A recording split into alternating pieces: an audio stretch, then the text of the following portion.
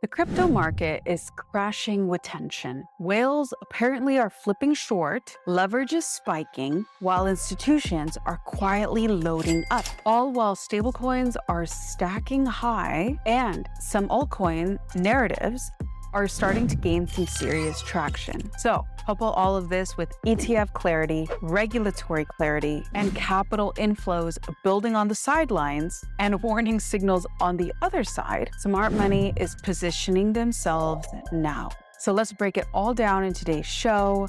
Hello and welcome to my channel. My name is Jessica, and without further ado, let us get started and into today's research.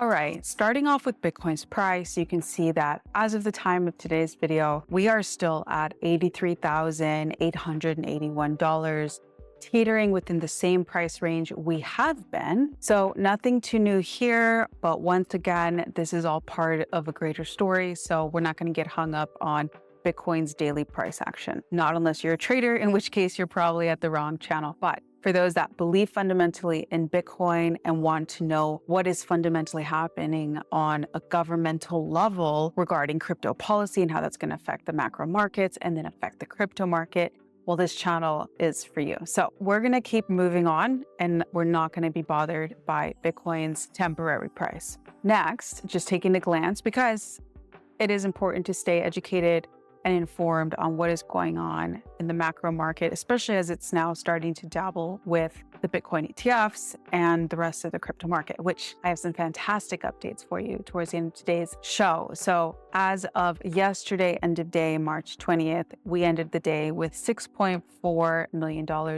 leaving the Bitcoin ETFs. Temporary news is the way I see it. But now let's take a glance at what is happening within the Bitcoin native, the crypto native market space, because that is the niche that I cover on my channel. Although I have been thinking of covering more politics and macro news, and in a conscious light, you know, what this means consciously for all of us. But anyway, let's keep moving on and let me know what you think of that in the comment section below. So anyway, if we take a look at this chart, you'll see that there's a few things happening. So in this first chart, the blue line represents the whale position sentiment, how big holders of Bitcoin are feeling, right? And you can see it dropping at the 86,000 mark. So basically it points to the fact that they foresee there being a lot of resistance, emotional resistance at this price point. So they're closing their longs and they're putting in some shorts at this price point. Now, this could signal many things, but it's very likely just them hedging or, protecting their portfolios. So they're hedging at this resistance level. But if we take a look at the next chart, you'll see that the blue line going up represents open interest or leverage. And you can see it's going up. So essentially we have rising in open interest and whales putting in shorts. So if for some reason, which in large part could be affected by this ceasefire peace talk between Russia and Ukraine. So in the next few days, it is Friday in the US and in Southeast Asia, depending on where you are in the world. So it depends on what note we end the week, who knows? And it depends on what news we get over the weekend, because we know that unlike traditional stocks, the crypto market doesn't sleep. So if any news does roll out over the weekend, chances are that we could see some liquidations at this price point. So we'll have to see, guys. So the next thing I'm going to read for you here was shared by Plan B, a well-respected account on X. And the part I want to highlight is the end here, but let's read a little bit about what they share first. So they share this chart with us, which is a combination of the 200-week arithmetic pattern and then the 200-week geometric mean or average. So in many words, these are two indicators that are used. The 200-week moving averages are long-term Bitcoin indicators, like a gravity line for price.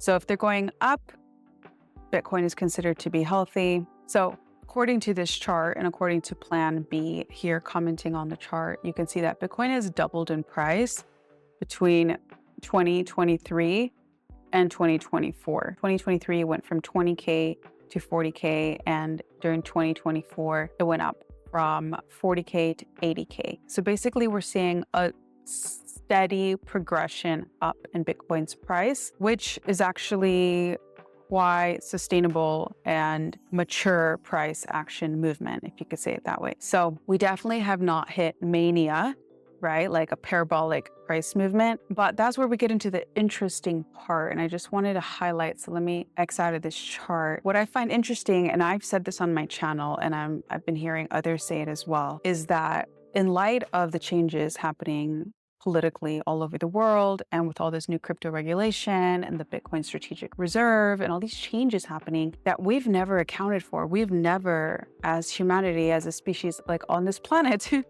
it's like the next revolution. You know how there was the Bronze Age, right? And then we had like the enlightening period in Europe, and then we had the Industrial Revolution, then we had the internet. Well, crypto, even though crypto's been around for several years now, well over a decade, the world at large is just waking up to Bitcoin's power, to crypto's power, decentralization's power. And it seems like we're going through a paradigm shift in such a way that there's now talks, as I'm going to highlight right here, where Plan B also says it. So let me first read the sentence right above it. He says, what if this steady uptrend continues? So this year being 2025, what if we follow this steady uptrend, possible, right? We haven't seen conditions like this before, and we go from 80K this year to 160K this year. And then what if this trend continues, which sounds like the Fed has a role to play with this, as they decided to only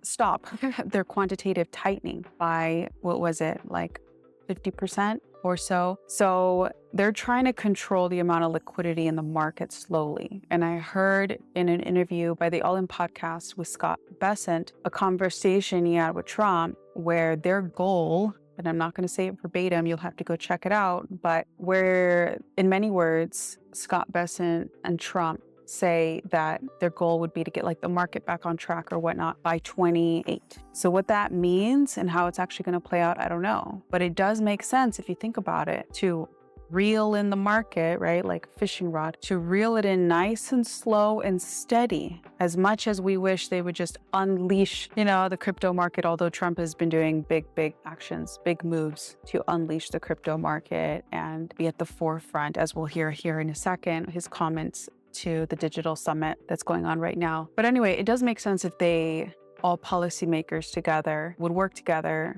to reel in the economy, control inflation and the global money supply, and work on stablecoin policy and the Bitcoin strategic policy and the sovereign wealth fund. Like, they have to all work together, because if they act so abruptly, it'll just throw off the whole market, like a tsunami wave. And that's not sustainable. So anyway, just keep all of that in mind, and do leave your comments below on what you think. But so we keep following Plan B's thought process here, which I kind of feel like, I know you're not supposed to be so emotional about this, but like I can see what he's saying and it makes a lot of sense. So basically, if we continue this steady uptrend where every year Bitcoin just doubles in price from the beginning to the end of the year, then by the end of 2027, we could see Bitcoin at 640K. So this is the very interesting part that I wanted to share with you. So such a scenario, Plan B says, would mean the end of the 4-year cycle. Bitcoin and the crypto market would no longer be subject to the halving, because, Bitcoin has a halving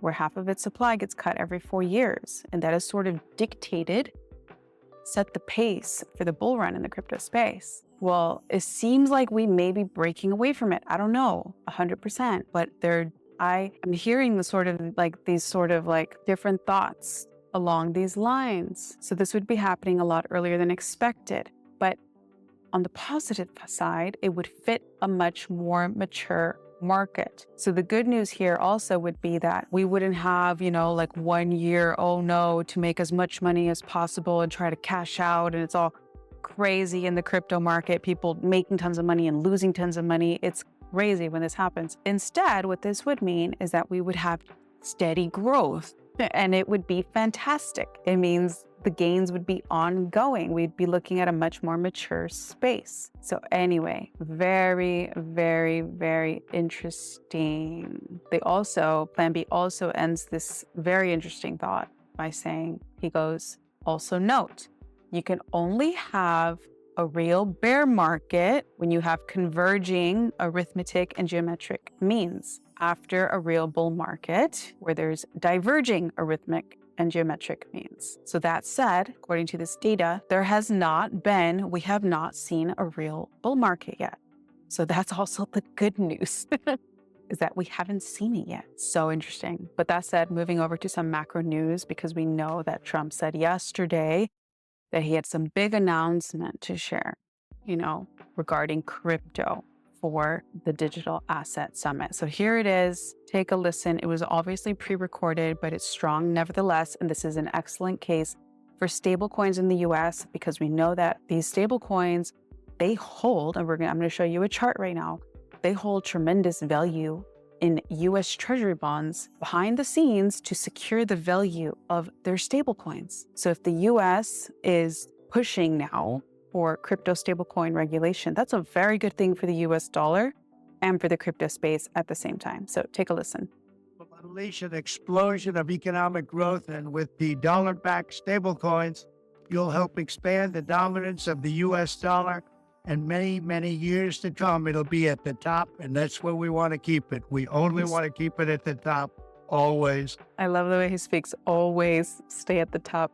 That's right, because it's easier to stay at the top. I heard Joe Rogan say, he stays in such great shape because it's so hard to get back in shape if you get out of shape. And that's so true. I've seen that for myself, but that's right. You stay at the top, because once you're not at the top, it's really hard to stay there. So you have to take care of your mind and your body. But what else? He is now pushing for Congress to please pass crypto regulation on stablecoins. I've also called on Congress to pass landmark legislation creating simple, common sense rules for stablecoins and market structure.